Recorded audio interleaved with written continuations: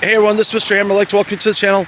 Please hit the like and subscribe button and let's get this video underway. So today's video is going to talk about the 2000 and 2007 Toyota Sequoia with a 4.7 liter V8 engine, 273 horsepower. Alright, in front of me I got the 2019 5.7. So it's just there for looks, okay? Although it's a cool looking vehicle and I had it washed today. So, very important things for you to understand about the 4.7 engine. It is an interference engine, okay? So you put a lot of 2007, oh, it's a beautiful truck by every means, and 175,000 miles on it, and you got it for $5,000. Great, but you don't know the history of it. All right, so some things we need to talk about, okay? You don't have any history on the vehicle. You don't know, what service has been done with it. But you like the design. Okay, so what's done is done. You bought it. So here's the first thing you want to do. First thing you want to do is you want to do what's called a timing service. So let's talk about the timing service, the cost involved. Because if you don't do it, it being interference, and that time belt breaks like that, you're up a creek $33,000. That's to replace the engine. So let's go look at the parts list that's been quoted for this 2007 Toyota Sequoia. Thank you for the 2019 for holding here, and some things we're going to talk about here. So right off the bat here, we have this parts list right here. Engine, water pump. Now, you can go online. That's the best way to do it. Do Toyota parts online, and you'll get different prices. So I did this for 2007 a couple days ago. The MSRP, that's what it goes for. That's probably why you can get it for the dealership. Although online has different discounts. So the water pump, which is Toyota, the numbers here. Engine timing belt. Here's why. You have to remove the timing belt anyways, and the water pump is there. So the logic is you might as well replace the water pump, okay? Engine timing belt tensioner. Toyota, $100. Engine timing belt idler, $165. Engine timing belt tension pulley, $165.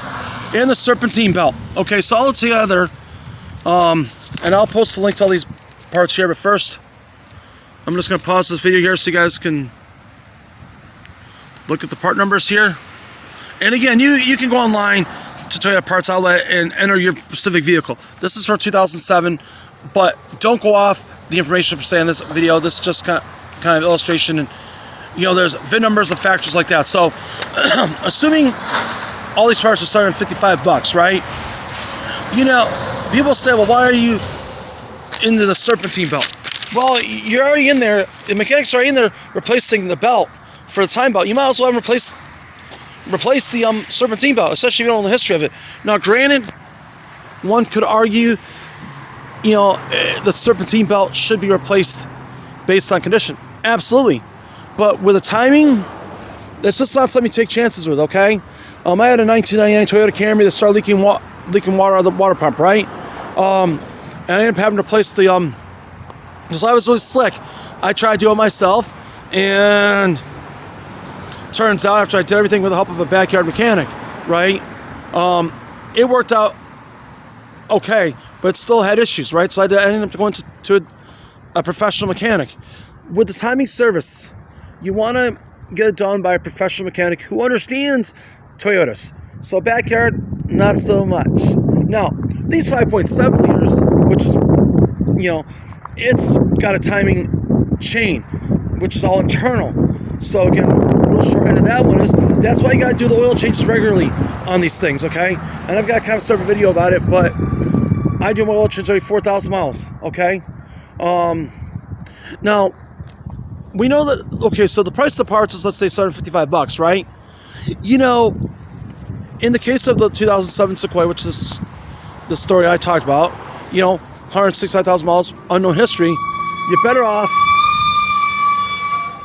to drive it minimally until you get the work done, because you don't know the condition of the serpentine belt. Or better yet, maybe, well, gee, the work history, we don't know what's been done on it. Maybe I would have passed up on that 2007 as an example. Maybe found one. Again, if you're looking for 2007 or 2007, you're looking at one of those Sequoias. They're great.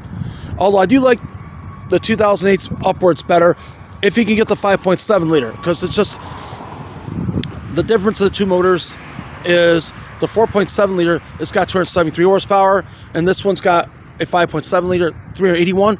I like the 381 horsepower better. Okay, so bottom line is you can't go wrong with either way. But again, because we're talking about 2007, it's extremely important you do the timing services. Most people do them. Toyota recommends, I believe, at 100,000 miles. I could be wrong. Do it below. So I might, if I had a timing belt situation, I might replace. I would do it every 70,000 miles, right? And I would just do the water. I replace all those parts that I described, right? And the reason is you're going in there, old parts, new parts. The thing is, you could go through and do all that, and you have an old part that you could have replaced while you're there, all of a sudden breaks. Then you end up in the same boat having to redo the whole job again. And mechanics, they love charging lots of labor. So, so that's that's